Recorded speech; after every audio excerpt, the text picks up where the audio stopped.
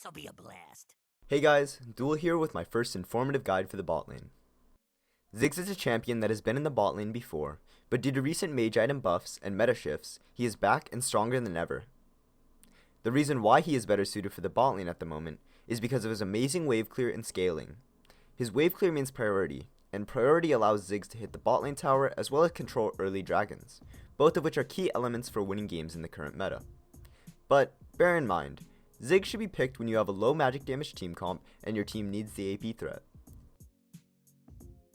He should not be picked when paired with a support like Lulu, Sona, and enchanters of this sort, though Yuumi and Karma are exceptions. He should be picked with champions that provide CC or great utility to help him land his massive damage. This will be explained later as well. Let's learn how to set up Ziggs. Most of the information on this page is standard and shouldn't surprise you, but I will go into depth about a couple of rune choices. Absolute Focus can be swapped for Transcendence, especially if you know you are going Leandries in the game, and the Armor rune should be swapped for MR when versus high magic damage dealing team comps. As for building Ziggs, you want to start Doran's Ring 2 pot and farm the first 4 to 5 wave where you should try to back for Tear and Dark Seal, and then Lost Chapter into your Mythic.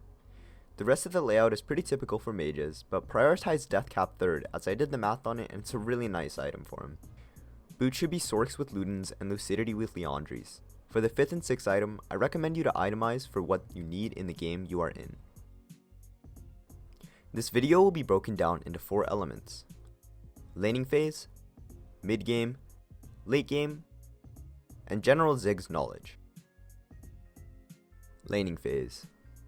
Farming what you can from a safe distance with Q, E, and autos is the most important part of getting through laning phase, and recalling on 4th wave if you CS perfect, 5th if not, is ideal to purchase your Tear of the Goddess and Dark Seal, both of which can be bought using Futures Market.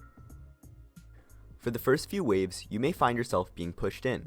This is normal, but it's important not to fall victim to the early pressure of certain bot lane champions. Getting flashed on levels 2, 3, and 4 will definitely be a possibility from champs like Thresh, Nautilus, and Leona. But if we don't die on those first few levels, it's free sailing. Once we've achieved our item spike of Tear and Dark Seal, farming with Q and E should be a lot easier as your mana will not deplete as fast and you can start to 2-shot backlines with your Q. Let's talk about Ziggs' passive. Ziggs' passive is one of his most useful tools for early farming and trading. It empowers his autos and does insane damage to towers. You usually want to auto a champion when you have this passive, as it's worth to miss out on a backline minion for the damage, but not a melee or cannon minion. You can reset the passive by 4, 5, or 6 seconds per ability cast depending on your level. The refund is increased at levels 7 and 13. Getting autos are nice, but most of the time you want to be focused on poking with your AoE. Using W for poke and a quick mana flow is a possibility, but you have to be careful when casting because it's also your only escape. Your Q is AoE, and you should use that to its fullest extent. When farming backlines, try to position your bomb to also hit the enemy champion standing inside or just outside the waves. This poke will add up, allowing for a 2v2 all-in, and this is typically your only way you're ever going to pull off 2v2 kills. Without the typical high kill pressure in bot lane for the first few levels, hitting tower is going to be a very difficult task unless we know we are safe from their jungler or we can 2v3 because of early poke. Ziggs will probably get ran down by ganks if we hit tower because our dash is unreliable and a long CD, so hitting tower without really good reason, like the enemy being dead or having our jungler lane ganking for us, will probably be a death sentence. When getting ganked by the enemy, try to use W to escape and stay at max range when you feel like something is wrong with the way the enemy is moving. Ziggs doesn't complete tier 2 boots until after his mythic, so it is key that your map awareness is sharp to avoid 3-man and 4-man dives. When getting a gank from your allies, try to follow up on allied CC with your W to redirect the enemy closer to you, or even cancel dashes like Tristana W and Thresh Lantern, although Thresh is hard to do. And as for the rest of your abilities, a good old face roll with REQ when they are CC'd is usually enough to kill. Mid game. So you've gotten bot tower or your tower got taken, and you're at your mythic and boots. What is there to do now? Protect your mid tower. Ziggs loves his tier 1 mid tower as it protects him from most collapses. With level 9, your Q should one-shot backline minions, and you should only need 1 or 2 Qs on the front lines with an E to clear the wave. By having near endless control over mid wave, you can choose to accelerate or slow the game. When killing the wave before the opposing team, it gives you first move to ward or clear wards in river that allow you to move to side lanes. If you have a strong side laner that is constantly fighting in the jungle or side lane, this control and first move becomes exponentially useful, and is a general idea behind sending the ADC and support to mid lane after the bot tower is taken. However, if you do choose to move to side lane, make sure it is worth it. Moving to side with wave prio means that the enemy will either respawn and be a little later to the fight, or they will sit mid and trust in their side laner to survive as they siege down your mid tower on the next wave. You want to return to mid lane as fast as needed if you don't have an ally covering it and you can't siege more on the side lane. This decision will vary from game to game. In some games, you will just sit mid and wave clear for many minutes on end, scaling up in strength, as different situations have different answers. But having patience with yourself when practicing with these macro ideas in mind will help you improve to make the right decision more often. As for hitting towers at this stage, auto-attacking mid tower without seeing most enemies on the map is a big sin, and you will easily get collapsed on. Make sure you have a team behind you and you know you will not die if you want to siege down mid tower, which is an important thing to do on Ziggs because it's relatively easy to take the tower with a W detonation. As for mid game teamfights and skirmishes, following up on allies with their damage from a safe distance is key. Similar to the way lethality Varus deals his damage, you want to be as far back as possible while also dealing the maximum damage to carries with your Q bounces and ulti, using W and E to peel back from the front line. Most of mid game comes from experience, and a great resource to gain macro experience without actually playing is through watching streams.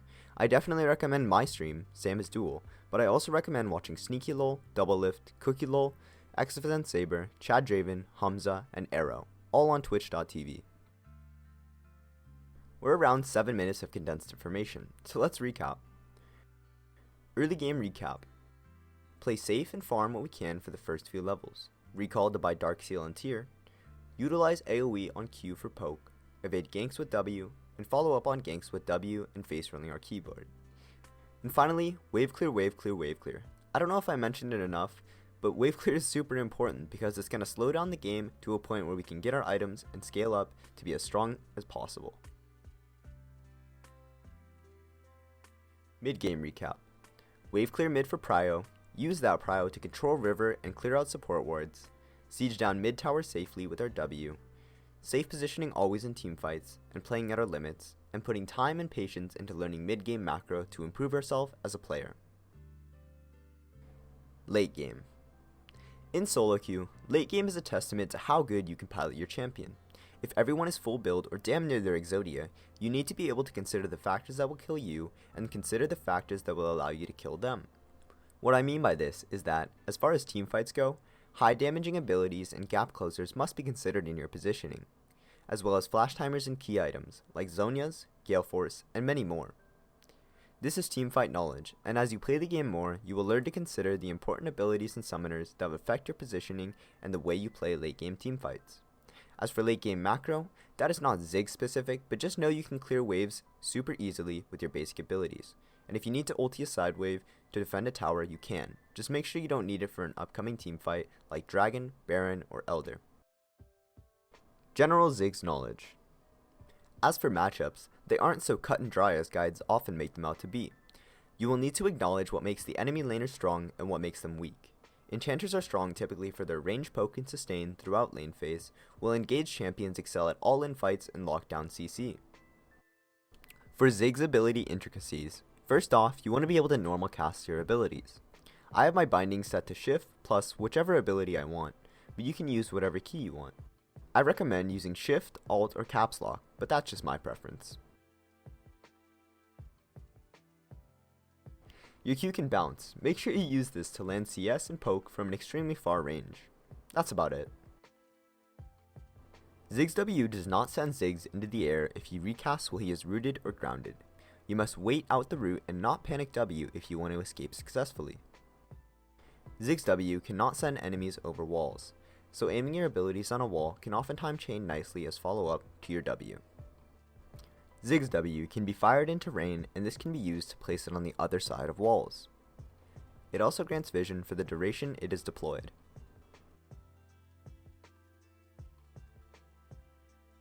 Ziggs E should be used as zoning, but not fired into walls, as the bomb field disappears when cast into walls. Try to push enemies through your E using your W. It also slows, which helps land follow-up abilities. If you land a center R bomb that kills, you must type Kobe in all chat. Nah, but for real, just try to use this ability to zone off as much as you can and land the center as follow-up to CC. You can also W at the last moment of Ziggs to hold them in CC while the bomb is hitting them for an almost guaranteed hit. Okay, that was a lot of information. I will be happy to answer questions in the comments, and if you learned something new about Ziggs or are excited to play him, drop a like on the video and share it with a friend who you think might be the perfect Hexplosive expert. Thanks so much for watching, and go drop some bombs. To celebrate my first guide, I will be hosting a Ziggs skin giveaway in the comments below. Be sure to comment your League IGN and your favorite Ziggs skin to be eligible.